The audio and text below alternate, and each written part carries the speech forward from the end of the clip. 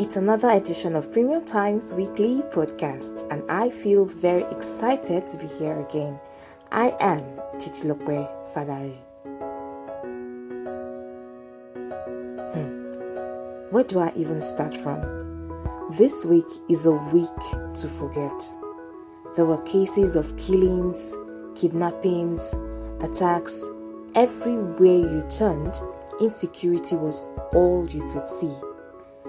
But that was the least of the worries of one of the Nigerian Senate's long-serving pensioners, Oluremi Tinubu. As insecurity was ravaging the country, Nigerians had a peep into the mind of the senator.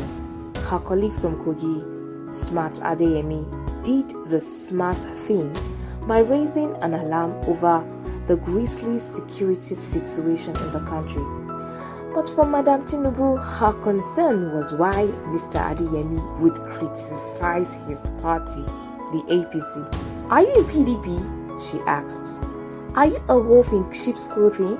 she added, rebuking Mr. Adeyemi. Trust Nigerians, they won't let go without a fight. They pelted the former First Lady of Lagos State, saying she was selfish and had no concern about what Nigerians were facing, likely because she was not affected. Some even said she is not deserving of being a deaconess at the Redeemed Christian Church.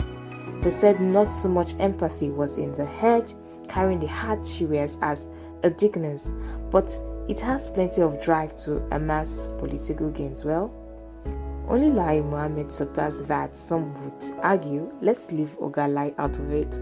He's still blaming the coup of the 1970s for Nigeria's security worries.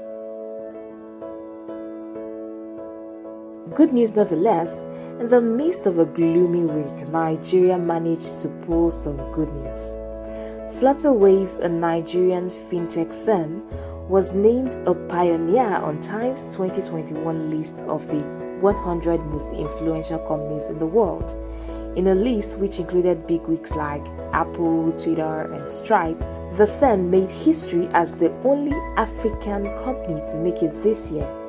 The company was chosen for its efforts in recharging retailers after the pandemic slowed travel in Nigeria.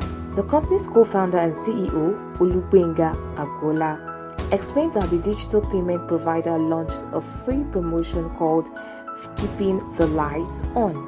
This is the same company that hit Technicom status in March when it secured $170 million in Series C funding from global investors, valuing the company at more than $1 billion. When they say Naija no dey carry last, my people, don't doubt it, because get why. Free advice, all of you that keep asking people to cut soap for you.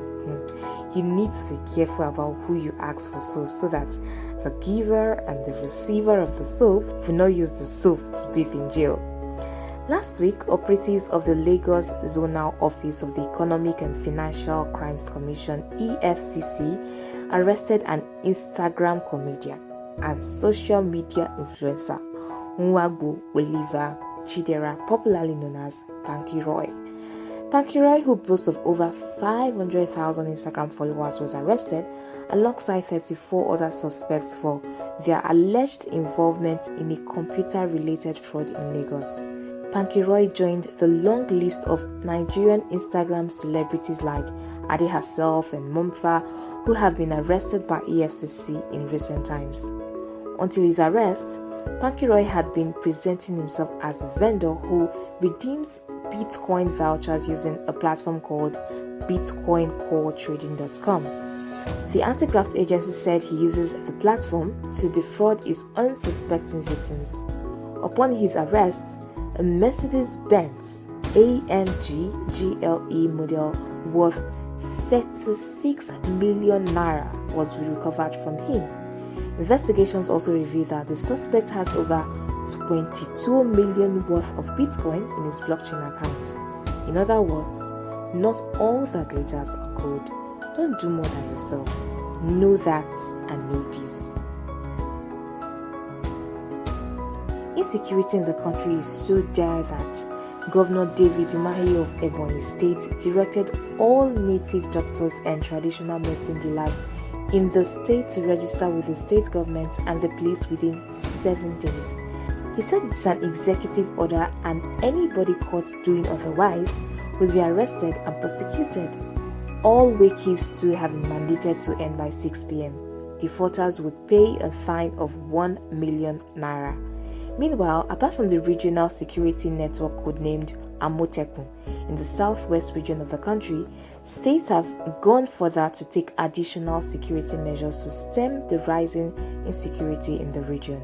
Osun State, for instance, has decided to construct perimeter fences around all public primary and secondary schools in the state. In Oyo State, Governor Seyi Makinde said his administration has concluded arrangements to engage the Man O War Nigeria to provide security and surveillance in primary and secondary schools in the state.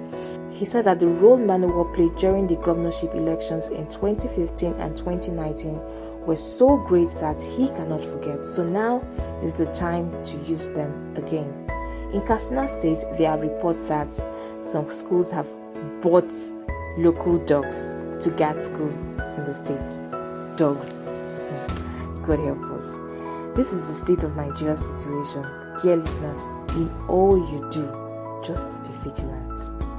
Thanks to Yusuf Akinpelu for always being a part of this production. See you next week. I am Titi Lope Fadari. Bye-bye.